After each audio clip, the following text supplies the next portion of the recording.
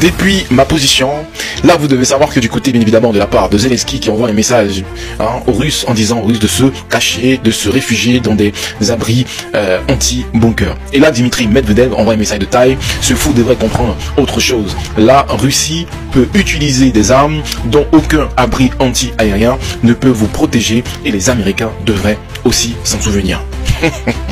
Donc ça veut dire que là, Dimitri Medvedev nous annonce qu'ils ont des missiles, ils ont des armes, que même moi dans mon bunker, je croyais bien évidemment que j'étais protégé dans mon bunker. Donc ça veut dire qu'il va falloir que je creuse encore de plus mon bunker pour ne pas être atteint par les bombes. Mon bunker nucléaire les amis. Donc ça veut dire que si ça pète, demain, c'est totalement fini. Donc tous ceux qui auront même des bunkers, ils ne seront pas réfugiés. C'est ce que ça veut dire les gars. C'est incroyable cette histoire. C'est vraiment un truc de fou, là j'arrive pas à comprendre. Vous savez très bien que les déclarations de Dimitri Medvedev ne sont pas de la peau de père et papa. Vous savez que Dimitri Medvedev est le bras droit de Vladimir Poutine.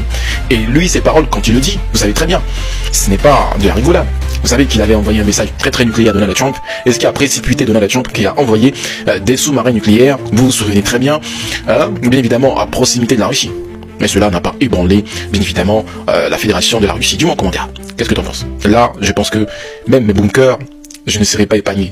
Non, c'est pas possible. Non.